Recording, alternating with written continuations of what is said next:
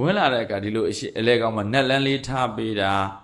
နော်အရဟံတားလေးထားပေးတာကျေးဇူးတင်တယ်သဘုံနေရတော်တော်များများတွေ့တယ်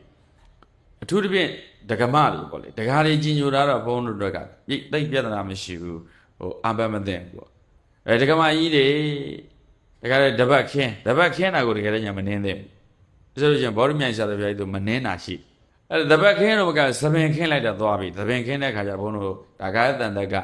ပါသိကပြီးဒုတိယမြောက်အပြည့်ကြီးဆုံးတက်ခါဘုတစ်ခုတန်ခါတိတိအဘတဲ့အဲ့မှာပိုးဆိုတာခြေရောက်ကိုအတင်းဖမ်းဆွဲတာပဲမနေ့ကလည်းရက်နေတာမရဘူးဒီခြေပမို့မထီကောင်းမှုအမျိုးသမီးတွေရဲ့ကိုယ်ကအစိပ်ပိုင်းတဲ့ဒီဖုန်းကြီးတွေရဟန်းတန်ကနေမထီကောင်းဘူးသပင်လည်းမခင်းနဲ့ငါနင်းအရင်ကနေနင်းသွားမှာအပြီးမှသပင်ဖြတ်ရောင်းခဲ့မှာဟုတ်လားဟုတ်လားသပင်တကလည်းဖြတ်ရောင်းခဲ့မှာအရင်ကနေနင်းလိုက်ပါမခင်းကောင်းမှုသပင်မခင်းနဲ့နောက်တစ်ခုကရဟန်းတန်ကလေးရဲ့ခြေတော့လည်းမထီနဲ့ဘယ်နေရာမှမထီကောင်းဘူးရောက်ကျွတ်တွေဒီတာအာဘမသိဘူးမိမတွေထိတာအာဘတ်တဲ့နဲ့ကအဲ့ဒီအာဘတ်ကဒေသနာကြလို့မပြောက်ဘူးဟေပရိဝေသောက်တီရတာနော်ပရိဝေသောက်တီဖို့ခက်ခဲအဲ့ဒါကြီးကဒီအာဘတ်တန်လန်းရဲ့တို့မနေဘူးအတင်းပန်းဆိုတာမလုံနဲ့အဲ့ဒါမလုံနဲ့နော်အဲ့တော့ဘုံဘုံတို့ကဆွဲတဲ့အချိန်ကျမှခြေတော့မထိနဲ့ဆိုတချို့အခြေကြီးတွေထင်တာတချို့ကျတော့ခြေတော့မထိနဲ့ဆိုတော့အတန်းဆူးညံ့နေတော့မကြောက်ဘူးအတင်းဆွဲတာပဲမင်းညဆိုရက်တောင်နေရအဲ့ဒါမျိုးဒီကမှများကြီးညိုတာကောင်းတယ်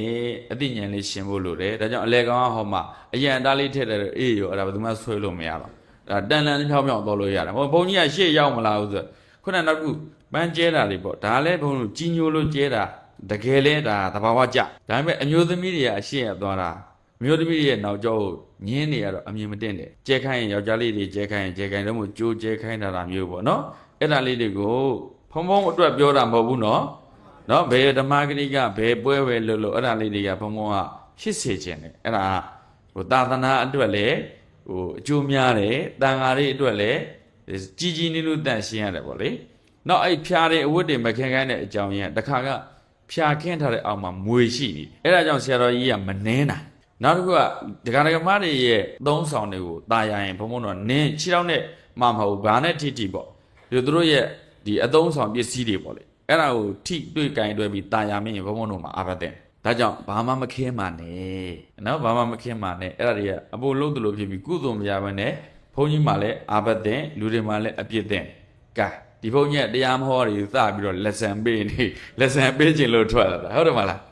ဟုတ်တယ်ဒါအကုန်လုံးအတွက်အရေးကြီးလားမကြီးဘူးလားအရေးကြီးတယ်နော်ဘုံဘုံကကုသိုလ်အပြည့်အဝရပေးခြင်းဟုတ်လားယနေ့အလူတကလူမှလည်းတရားကိုအပြည့်အဝနာခြင်းဆိုနှံ့ရတောင်ပြောတာဟုတ်